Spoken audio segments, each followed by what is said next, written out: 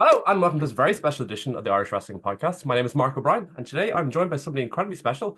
He is an actor, he's a singer, he's a wrestler, he's an AEW World Trios Champion, he's an ROH six-man tag team champion, former World Tag Team Champion in ROH, as well as numerous different promotions. He's a former winner of the AEW Royal Rampage. He's won the ROH Tag Wars Tournament, an NWA Crockett Cup winner. He's an all-year competitor in the AEW Continental Classic. He's achieved so much more, and tomorrow night he's facing his career rival, Darby Allin, AEW WrestleDream. Is something I'm incredibly excited for, and so many people in this part of the world are excited for as well. Bro, I'm joined by the one and the only Brody King. Brody, how was that for an intro? That that was a lot of information. I think even some of that I forgot at this point. It was a lot to digest and try and get out in one breath as well. So yeah, no, I do appreciate that. Listen, you're facing Darby Allin tomorrow, I suppose, as I termed earlier, your career rival on the West Coast. Both of you West Coast guys over in America, in Tacoma, Washington. How excited are you for that? Yeah, I mean, very excited. So Tacoma, like the Tacoma, Seattle area specifically, is where I really got my first like breakout as a wrestler with Defy Wrestling. They were one of the first companies to start flying me out. That's where I wrestled Swerve, and like that was kind of like my breakout match that really put a lot of momentum into other bookers flying me out and booking me. Um, and through my years at Defy, I think I wrestled there 3 years, 3 to 4 years. Me and Darby never crossed paths in Defy, so to have that match in that area will be extra special. Yeah, and I suppose it's a big feature of AEW since its inception is like almost catering to that local audience, particularly around, say, on the West Coast. You got yourself, Brian, Swerve, Darby. Those guys have had a huge history in that area, kind of being keenly promoted as being the face of the pay-per-view going into it as well. I just want to touch on that. I was speaking to somebody this morning, like Darby and you, as a phrase, are the career rivals. This rivalry can occur at conventions, it can occur at concerts. This is something that's occurred throughout your career. Obviously, there's that famous image of you eliminating Darby in a pretty violent way at the 2022 Royal Rampage. How, I suppose, reassuring is it to have that kind of rivalry in your back pocket as a wrestler at AEW that can bring that emotion from fans anytime the two of you are stepping into a ring with one another and threaten to steal any show on any card around the world? I mean, yeah, I think it for some people they never find that person that they just click with, and then sometimes you find them early on. And I was lucky to find that me and Darby were willing to push each other to the limit no matter what and deal out as much punishment as possible. Uh, he's always brought out the best and worst in me, and I feel the same for him as well. I mean, not everybody brings a rock in their pocket just in case, you know what I mean? Yeah, and like even a rock in your pocket, literally bringing a rock this past Wednesday on television, where I suppose Darby on that televised format kind of pulled the curtain back somewhat in terms of your break into the AEW as a professional more than anything, how you kind of got into the company back in January 2022. What was that like? Was it kind of uncomfortable being on television talking about your personal history on top of your rivalry and whatever on top of on screen more than anything to an audience that may not be as familiar with you and your journey and particularly your history with Darby? I wouldn't say uncomfortable. It was definitely different. Uh, I think a lot of people know that I'm a little more reserved on camera as far as like my personal life. I'm not shy about it in interviews or anything like that, but I feel like the general casual audience probably doesn't know a lot of that, and they don't know the inner workings. Like they're used to seeing me as this like more cold, robotic, like House of Black member. That's like, you know, I feel like when me, Malachi, and Buddy are together, that's a whole different Brody King in itself. It's like a hive mind of the three of us. But yeah, it was definitely different. But I hope that the audience kind of gets a little bit of that backstory and they know why this is so personal. And like, I mean, Darby is right. Like, the day that Ring of Honor closed, um, he texted me the very next day and said, "Hey, this is Tony Khan's number. He's expecting you to call him." And it's like, that stuff like that is nothing I can ever repay. But Yeah. me and Darby don't see eye to eye in all facets of our life. So, where I think that there's a baseline of respect and maybe love there somewhere. Hmm. But sometimes you got to fight it out to get through the weeds. Yeah, I suppose a cliche term would be like best of friends, best of enemies, but it's almost like with the two of you, it's almost like two sibling brothers, like two sides of a coin. Like one minute you can love each other, the next minute you can hate. But or it could be like guys you've grown up with, and as soon as you meet in a bar or wherever it is in life, suddenly you're just again cats and dogs going at each other. And that provides the best television from my part of the world from watching anyway. But you've had an incredible journey over the past couple of years since joining AEW. And as I touched on earlier, talking about being a World Trios champion.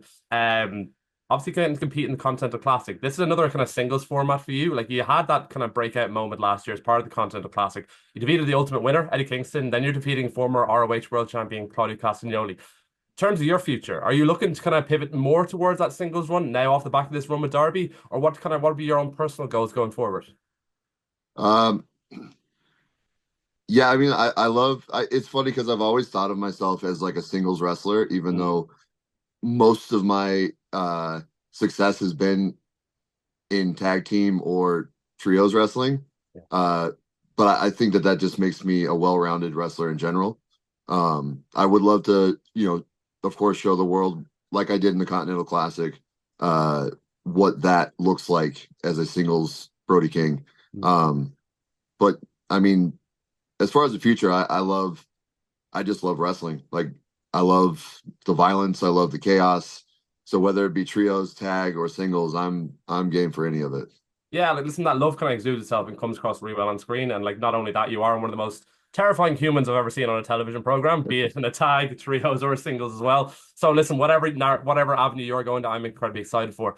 What's it like, I suppose, being able to have all the success, be it tag, trios, singles, but also be able to balance external projects? Like as I touched on at the start, you're a lead singer of a hardcore punk band over in the States, God's Hate. You're also appearing in previously rather in comedy series on Netflix with a really original name called Mike the Rock Davis. You've also appeared in films with Ryan Nemeth on Heel and whatnot. How cool is it to be working for an organization where you're allowed to have those external endeavors and have those multiple kind of facets and focuses? Yeah, I mean it's the most valuable part of being in AEW is being able to express yourself creatively, like no matter what. It's like like Darby said in his promo, like we always talked about making it, signing to a major company, but also being true to ourselves. And it's like, I don't know that I would be able to be in a band called God's Hate if I was signed to the WWE. And if I was, I don't know if I would be able to touch on the lyrical stuff that I do in AEW. So like I've never been questioned about it. And usually when anybody sees anything about it, they just think it's really awesome and they are very interested. 2 years ago, or maybe it was last year, I don't remember. We played a show in Brooklyn right before Full Gear. So it was 2 years ago. And a bunch of wrestlers came out, like Santana, Ortiz, Eddie Kingston, Ethan Page, Danny Garcia. Like all these wrestlers came out that have like, a lot of them had never seen that side of me or that like world before. And they were just like completely mind blown. And that was a cool thing to like open up to them. But yeah, like the fact that you can have a like almost a full-time acting role. We see that in Mercedes and Samoa Joe and MJF now, and like Tony is so positive and so like pushing everyone to just be that like best creative self they can be, because at the end of the day, the bigger that we become, the bigger the AEW becomes. So it's a great partnership. 100%. And like, I mean, that must be hugely validating off the back of this new TV deal coming in the past few weeks as well. Like everything that's been building from AEW the past 5 years was probably had an overarching goal of getting to a point where the company's profitable, viable, sustainable. Having those kind of multifaceted performers that are elevating the company in the eyes of casual fans and whatnot. Again, you're working against, I suppose, disingenuous actors. If you're looking on Twitter and whatnot, people can put out needless, baseless rumors, personally, collectively, whatnot. How validating has that been? I suppose this 5+ year journey of the company, but say two and a bit years working with the company for yourself as well. I mean, yeah, at the end of this year, it'll be my third full year at AEW. So it's like, at this point, I feel like if you've been here the majority of the time, you're basically a day one guy. So it's like it's very validating. It's very awesome because like you said, the whole first half of this year or first 3/4 of this year, you just hear of people saying AEW is gonna die, like you're never getting a TV deal, blah blah blah. And it's hard not to read those things. It's like even if you have all of the facts in front of you being like, no, this is not true. Like either we can't speak on it yet or we don't know it to be a fact yet. And then once that comes out, it's like, well, there it is. And having something like being able to stream on Max for Dynamite and Collision is going to be huge. I mean, I don't have cable TV. Like, I don't think a lot of my friends have cable TV, and they have all said, "Well, it's going to be so much easier to watch now." And it's like, I don't know how that factors into the ratings or whatever, but obviously the fucking ratings aren't the end all be all. Yeah, I mean, I've on a personal level, I've no idea why somebody watching wrestling would care more about how something's rated than actually enjoying the program in front of them. But again, like in the modern world, like facts are somehow subjective and no longer facts. But anyway, that's kind of a part of a bigger conversation.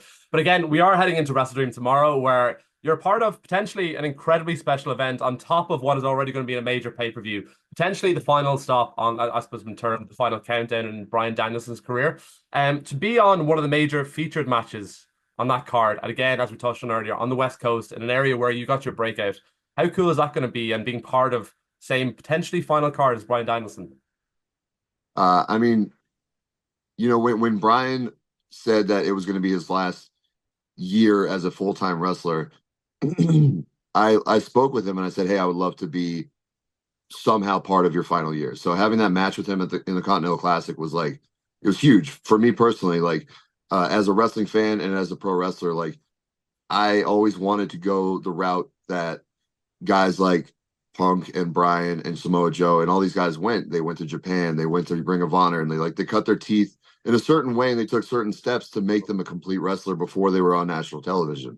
And going through Japan, Ring of Honor, like I had the opportunity to do a WWE tryout, or like I've known William Regal since I was like basically in training, and I feel like that option was always there to like explore that. Not that I would have gotten signed or anything, but at least explore that option.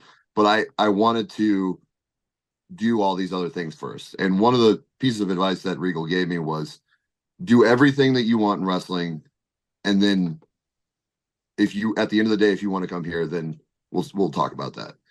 And that was like my path, the path that I wanted to take. And it's funny because it's like I feel like anymore, if you're not an ex WWE guy, you get discredited as like, some random indie guy. And it's like I made the choice to do these things. I made the choice to wrestle in Mexico and wrestle in all over the country, all over Japan, and then make my way to national television. And it's funny that that used to be the way that you made your name. And now it's like, well, if you didn't go to WWE first, then you're nothing. But I think that a lot of guys like me, MJF, Darby, Jack Perry, like we're all creating our own path and our own legacy that is without the need of a WWE. Yeah, spot on. I mean, again, like and working in any kind of monopoly industry where somebody's dictating what the terms are, what the perception are around it, that's not healthy in any kind of work of life. But it's funny you kind of talk about your journey there, like the amount of people that kind of overlap with earlier in your career, like even your MLW debut, you're against MVP, who's now popped up in AEW as well.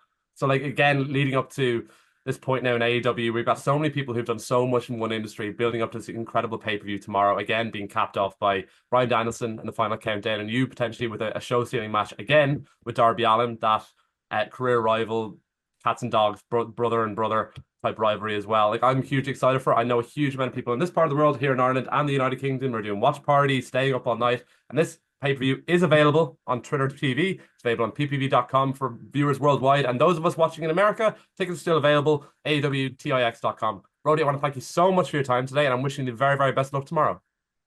Thank you so much for having me. No problem. Thank you.